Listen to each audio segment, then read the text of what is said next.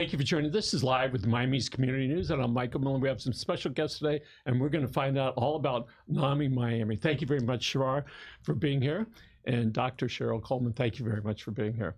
The two of you spent a lifetime in giving to people, but we want to kick off right now, before we get to your backgrounds, about this Pathways to Hope event that's going to occur at the end of August 23rd and 24th. So we'll start with Shara. Tell us about what's going to happen at that event and who can and who should be there. So why don't we start with you? Yes. Pathways to Hope is a conference. It's a nationwide conference organized by Nami Nationals, and it is designed for clergy, faith-based leaders to come and be a part of a conversation on breaking the stigma in communities with mental health. We also include our grassroots communities so that everyone could feel a part of being a part of this movement to end the silence and to normalize the conversation on mental health. So, Shara Johnson, you are the Black and Underserved Community Outreach Coordinator. I am, yes. Okay, and good doctor. So it's the National Alliance for Mental Illness, national organization, and Miami. I've been reminded 100 times, Miami-Dade. Okay, so doctor, why don't you tell us about your involvement and why you're involved and how you got to that point?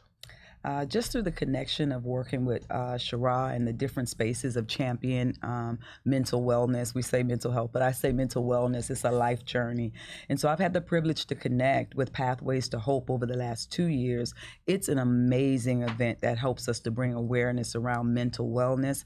And so I'm grateful that in our spaces together, because I'm also a community organizer, really championing these initiatives. And so it's been a privilege to be able to be connected with it. When you work in that field, you realize that mental wellness affects everybody. Absolutely. It's not like it's over there, not just Uncle Joe, all right?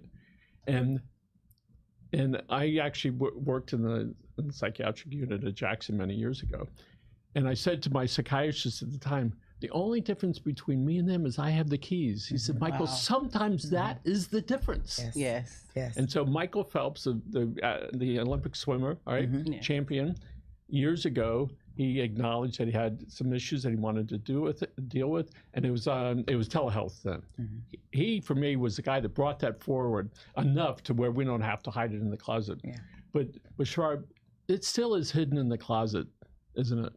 It is. However, through movements such as this conference, we are beginning to break that cycle. We are networking with our clergy because many clergy in our communities are considered our first responders. Many people won't go to a doctor, but they'll go to a clergy. They'll talk to their faith-based And so leader. you're a reverend also. Yes. So you have your doctorate in nursing, and people that are nurses, I personally know that, all right, are giving people because they want to be able to do something, and so are people of the cloth, all right?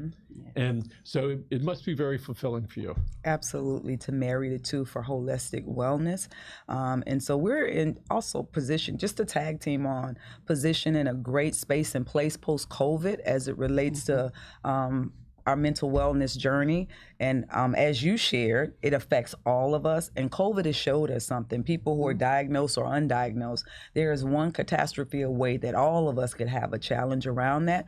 And so I think that is helping us with breaking the stigma in the faith community. It's opened up the people of the cloth and also the people in the pews. Are there certain cultures that are more apt to say, we got a problem and we need to treat it, versus other cultures saying, no, we're going to hide it? Sure. I think it's a mixture. In the Black and underserved communities, our first responders are our clergy. We're going to go and talk to them. Others, they may go out and reach out to a doctor or someone that's a part of their support system. But I think it does vary, but I think it's also a combination. Dr. Tina Scott, who's an MD, 17 years ago, she left her pediatric practice on Bal Harbor and came to South Miami to serve the underserved and to try to balance healthcare. In my conversations with her over many years, she says, Michael, these are my families. It's not just the patient, it's everybody that's connected there. She shared with me, sorry, doc, that one of her families wound up being evicted. Both students were about to go into FIU. I think ultimately they did. She went and put him in a hotel. She said, this is where you're going to stay. She did that. And when I look at the people that are in this community that care a lot, like the two of you, the people that have challenges, they need to be able to step forward and have a pathway, because that's what you're calling, to some wellness. So, Doc, why don't you tell us what type of people are going to be there, who's going to speak, what are some of the speakers going to do, and who can and who should go? The ones that are right on the border that say, I could go, and there's the old saying, there's one you could do, and there's one you should do. So tell us about that. Well, I first want to make sure that everybody knows that we should be there. Mental wellness affects us all, even those who may be diagnosed, and then those who are in the family that have loved ones. We call them impacted, right? And so everybody should come, because we're able to learn something and glean something as we journey through this together. What's been a blessing in these last two events that we've had is we've opened it up to clergy, also community-based organizations who are doing the grassroots helps, whether it's around housing and a person's mental journey, whether it's around jobs and that person's mental wellness, whatever resources they need for it to be holistic. It opens up the conversation for us to bring it out, allowing people to open up and to talk about it, but then to also learn about resources for people to journey through together. And this is not just for people that have psychiatric diagnosis. Right? This is like, I'm feeling a little unstable right about now, and we know that COVID did that. They brought that right out and put it on the table. And we did many programs with Sin Rachel, the volunteer president, I think, of the organization. During that time, she says, I want my son, who was had an episode, he wants to come over and sing. His name was Matt, came over, and I said, okay, Matt, I'm going to ask you some questions. You want to answer them? That's great. If you don't, I just want to sing. So he starts singing. His mother's crying. I'm crying. You're not alone. Singing. I said, I'm imagining he's walking on Biscayne Boulevard. I'm imagining this with no shoes and no shirt, wandering around, thinking about his life. He now has his master's degree and is working in this arena. Really very good, all right? And also, by the way, he volunteers time back then to Guitars Over Guns. And it was like, oh, that's how people can give. So during this Pathways to Hope, you're going to have people that are going to talk about peer support, therapy and counseling, faith and community, and also about young people, the things that they can do, and not just get help, but maybe they want to be part of a peer team. Yes. So, Shara, why don't you tell us about that?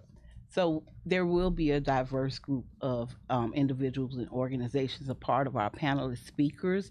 In the audience, we will have all ages, all genders are welcome, especially our youth. This year, we worked with the Overtown Optimist Club, where we met with 40 males from the Overtown community, and we had the conversation for weeks about mental health and how to get access to care. We've also worked with the Alliance for Youth with LGBTQ community. There are so many youth that have been plagued with mental health and did not have the outlets and the resources. And here at Nami, we provide them those services. We have Nami on campus, where we go to the middle and high schools and colleges and universities, where we talk about mental health with the different volunteers from those schools and organizations. And Doc, it must be rewarding when you're talking with somebody and you're going, I think they got a problem going on, and that you can provide some direction for them. If they're young, well, even if they're in a family unit, how do you give them the information and follow up with them if they say, yes, I would like the next step, what do we need to do? So tell us about that. Let's say they go to here and somebody comes over and they start like spewing all this stuff, and you go, listen, we have somebody that can help you. Do you want that? Or how's that conversation take place? And that's where NAMI is a beautiful contribution to our community and those organizations that connect with them. Because a lot of times, once we get people in a space where they will open up and as Shara mentioned, even those who will turn to their churches, we need to make sure that they understand who those individuals are, that they can connect them to walk through that journey. So we thank God for Nami that brings about the awareness and then also the peer support. But we have amazing organizations in our community that are doing the work, that are able to walk them through, whether that's talk therapy, whether that's medication, whether that's just a place of solitude, to just come and to feel valued, seen, and heard in the midst of their challenges. Yes, and Michelle's going to put up on the screen the flyer for the event, which is going to be Friday the 23rd. Oh, there it is, right there. And so people can scan that, right? Yes. And do we have it up on the screen? Yeah, they can scan that. So it's on 16th Street and 4th Avenue, and that's going to be Friday and Saturday, which is coming up in a couple of weeks. Yes. So again, that people can scan it, or they can. That's how they're going to do it. They're going to scan it. They can also visit our website, namimiami.org, or they can call our helpline if they need additional help, and that's 305-665-2540. So in this time of everything's on machines, right? When you call someplace, especially if you need help, you don't want to get a machine. That's enough for somebody to go, see, there you go. I knew it, right? Yes. And they hang up the phone. And so it's great that somebody's actually going to be able to answer the phone. So typically when do you have volunteers for NAMI? You're going to have volunteers that are going to be here? Yes, we our volunteers coordinator, she and I have been collaborating. That's Eileen. Okay. She's our volunteer and outreach coordinator. So she and I are working together with making sure that we do have volunteers that's going to be able to assist us throughout this process. And Doctor, are you going to be speaking at this event? I have the privilege and the honor of hosting our faith-based panel, and I'm so grateful for that. As Shara mentioned, a lot of our faith-based leaders are the first line or first responders, and they are trained in that spiritual piece, but not always in the mental wellness. So I thank God for NAMI also creating a space as we work together to make sure that they're equipped with some very basic things of assessment so that they know, how to walk them through spiritually, but also how to connect them to the natural when we need that assistance. It's interesting, even people that don't attend services, whatever religion is, in their time of need, we know what they're doing. Yeah. And they're trying to find somebody. I need to talk to somebody that can be non-judgmental and go and have that conversation. So again, so tell us some of the services that NAMI offers, generally speaking, during the year. We have our ETS programs where there are 3 modules. What is ETS? Stands for Ending the Silence. We have Ending the Silence for Youth, Ending the Silence for Staff, and Ending the Silence for Families. So our Ending the Silence for Staff, those are the ones who work with youth. Ending the Silence for Youth, we go into the Dade County Public Schools or any organization where there are middle and high school students to talk about mental health and the warning signs and where they can get the resources. We also have our QPR, that's our suicide prevention training, which QPR stands for Question, Proceed, Refer. So again, Reverend Lisa Lasore, she's in charge of our QPR presentation. And again, that's strictly focusing on suicide training and prevention. We also have peer-to-peer. We have our families organizations. There is an array of programs and services that we offer at NAMI. So can we talk a little bit about suicide? I know that people don't really want to talk about it, but it affects a lot of people. Yes. Absolutely. Absolutely. So what can a parent or a friend do if somebody expresses a view of terminating their life? Of course, always making sure that we're connected to our hotline and our helpline for individuals that are in that space. But this is near and dear to me because not only do I serve, but I'm also impacted. And so when I say impacted, I have, a daughter that express challenges around that. And so when I think about what NAMI is doing, it's an amazing organization that allows that peer-to-peer support, but also bringing about that awareness and the training that Reverend Lisa does. I've been a part of her training. It is absolutely phenomenal because it gives you not just education, but even little scenarios, because a lot of times we can see our loved ones suffering, right? And sometimes we're oblivious to some of those signs, but being able to not just talk about it, but to learn about it helps us to say, aha, maybe, and then to reach out for the help in which we need. So sometimes, so often we'll look and say, oh, they've been through that before, but you never know their state when they go in. And maybe it's cumulative. We know there's this poor mother who threw her baby a couple years ago into the water. Somebody saw the baby trying to swim. The guy jumped in, gave it back to the mother. Mother went 2 blocks later, right? Threw the baby in the water. Absolutely. Baby died. And you look at it and say, what happened in her psyche, which was that it's just stuff happens. And I personally know about 5 people that have ended their lives early. And it's like, you wonder, what did I see? And you go, it may not be anything because they were just there. And so we know quite often that is impulsive. So if somebody has suicidal thoughts, and they recognize that, and they really want some help desperately, what should they do, or what can they do? Go ahead, Shara. Well, we also have nationwide number 988. 988 is a crisis line where people can call if they're experiencing. Can we put that up on the screen? Yes. So it's 988. 988, and it's what is it called?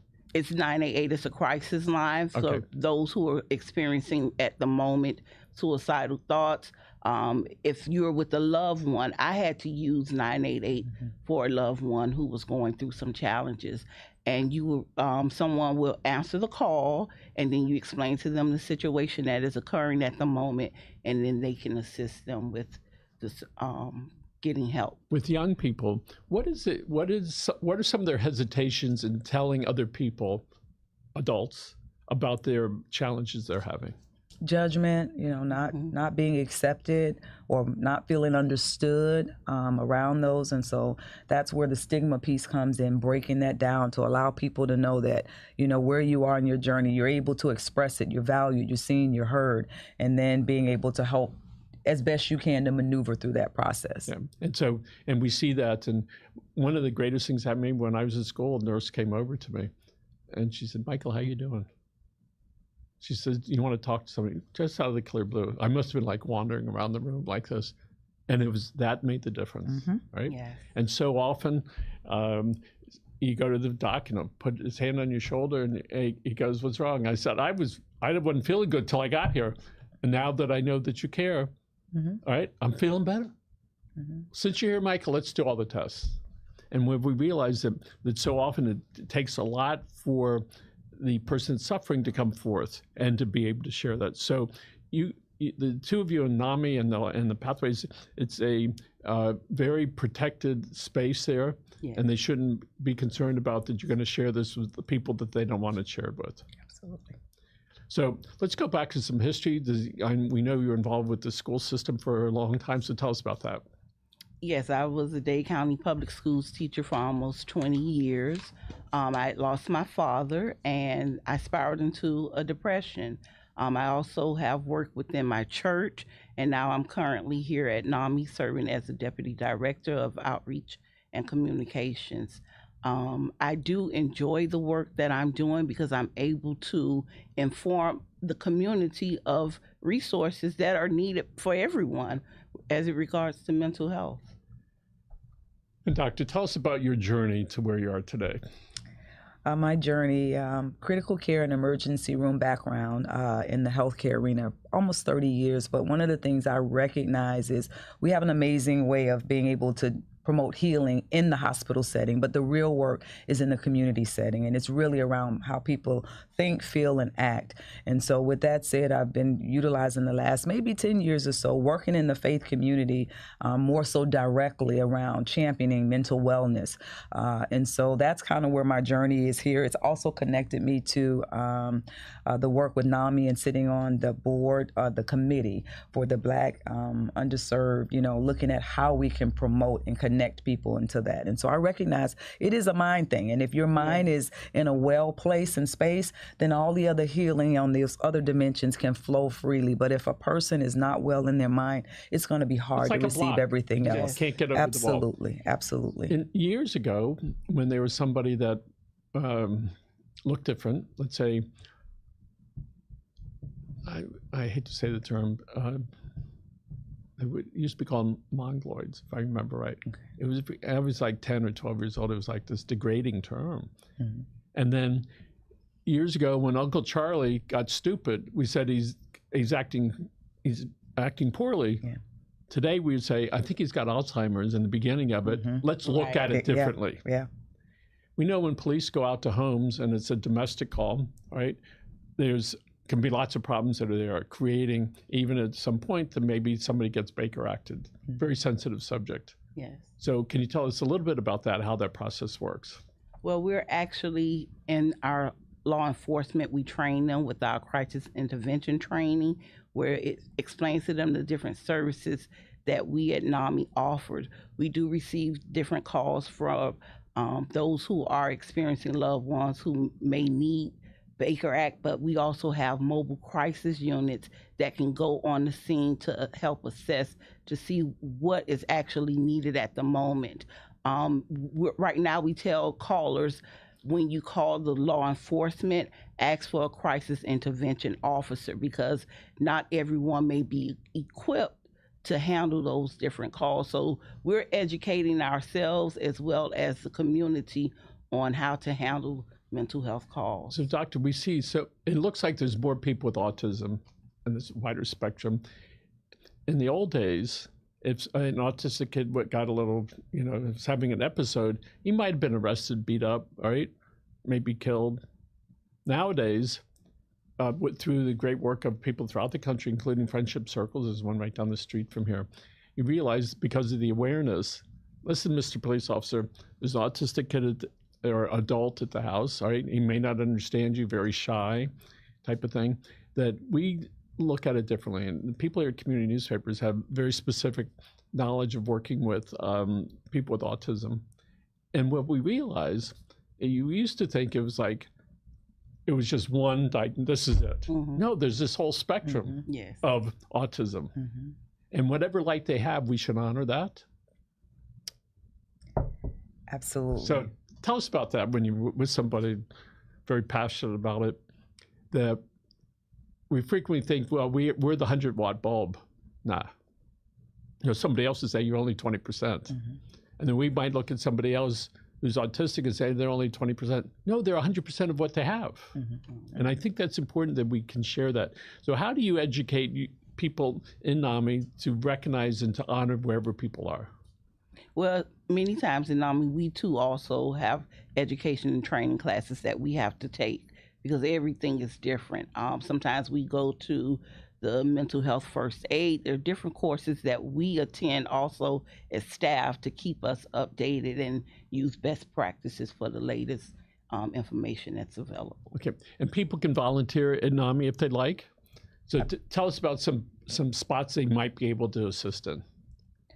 So Shara is going to be more of the expert in. Okay, way to go, Doc. Okay. Yes. Right now, with our ETS, our Ending the Silence, we are looking for facilitators as well as peers, and their role would be to provide the training course for our Ending the Silence presentation. Our Ending the Silence presentation is about an hour, and it also includes a peer who will share their experience.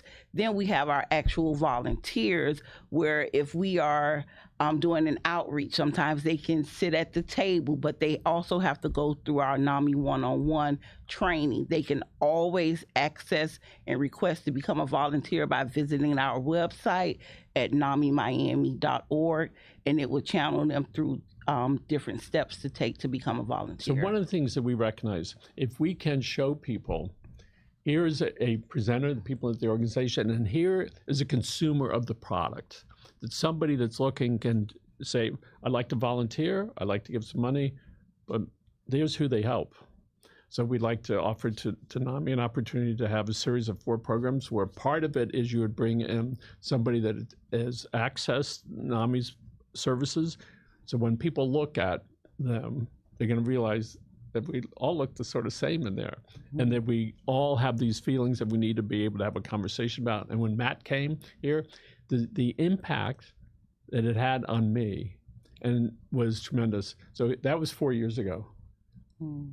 And it continues, and if it impacted me, then the people that I'm in contact with, hundreds over the years. And I tell that story about here's somebody that was lost, and then he found himself, and he's giving really significantly. So again, tell the folks, the good folks over there, Susan, I guess, and whoever else is there, say we'd like somebody that's a participant, a client, if you will, that would like to come down and have a conversation. And we're happy to do that. Today, by the way, we just interviewed a young man who's in politics. And I said, so tell me about yourself. So he told me he used to be a terrible stutterer. Yeah. And he's an attorney, an elected official. And I said, you know what you can do? I need you to come here with a therapist and talk about what that process was like. And so they're coming in actually today. And I think that it's important for us to bring forth and bring it out of the back. Susan helped me. Susan, right, she helped me do that, right? She's sweet, all right? Sometimes there's a great connection that you can have, and I see that she's had an impact on the organization. Yes. Dr. Cheryl Coleman, thank you very much for being here, and Shara Johnson, thank you very much for being here. And again, next thing is, folks, listen, you can go to Nami, all right? And you can sign up for this event, which is in 2 weeks, or you can scan what's on your screen right now, and you can sign up. Again, it's on the 23rd and 24th. You don't have to go for both days. Go for an hour or two, see what it's like. If you like it, stay. If you don't, say thank you very much. I'm out of here. No charge. Okay, there you go. Thank you. My pleasure. Thanks you. And let's look right over into this camera right here. And Doctor, what I'd like you to do is think about a mentor or somebody that really changed your life, and talk to them whether they're here or they passed, and mention it by name, please.